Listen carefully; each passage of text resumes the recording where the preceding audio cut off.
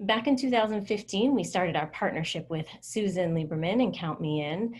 We had a great team, and our school itself was just going through a change in leadership. New things were happening, we were moving forward. This new initiative felt very uncomfortable at first for a lot of teachers. They still had that mindset of punitive, of truancy, of it's not my job to ask about attendance, to connect with families. That's the administrators or the counselors' roles. Um, so that was our first barrier, and really getting teachers to warm up to the fact that we were not having them check in on attendance. What we were doing is asking them to build relationships with families. And even that was a struggle because they didn't know how. So we had to go back to the basics and actually teach them how to build relationships with families. It's a phone call, it's an email, it's something positive. If you're noticing that Johnny was out a couple of days last week, let's pick up the phone and just say, hey, we miss Johnny here at school. How are things going? Just making that connection will start to build the relationship. And a lot of teachers still struggled. So we created some scripts that they could use when they were on the phone to have some sentence starters and get them comfortable. We had modeling, we had counselors sit with them and do it with them. So building those really positive, powerful relationships was our first step. It took off when teachers started talking to each other about what they found out. Um, one teacher would go down the hall and say, oh my goodness, remember little Johnny was out 2 days last week. I found out something really important about his family, and now he's going to be in school, and we're able to get over that hump, and we've made this connection.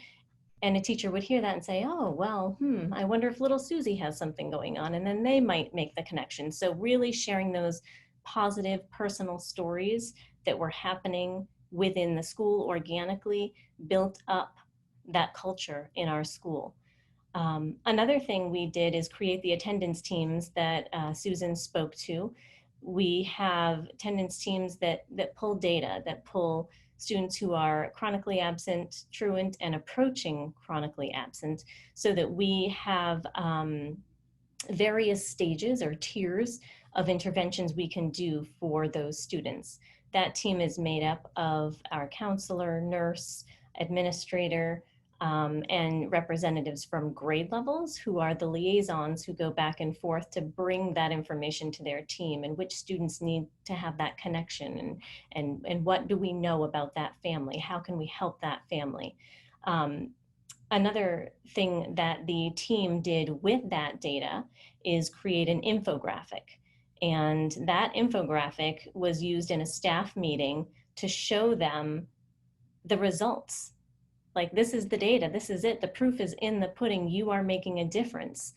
And we took the student name off, but we chose students from various grade levels. This one happened to be third grade. And the interesting thing about this one, why I chose this one to highlight, is it's not just absent. This one happens to be tardies. So we looked at total time away from school and not just complete days or whole days. Um, and looking at these students and their growth in academics and their growth in participation and engagement and emotional and social health was just powerful for our staff. And it was a real turning point for them to say, okay, we're all in, we're going to do this. They saw the data, they saw it was working, and we had that culture shift where they knew that relationships mattered. They knew that it was their job, and they knew that families are the foundation for our students' well-being and access to learning here at school.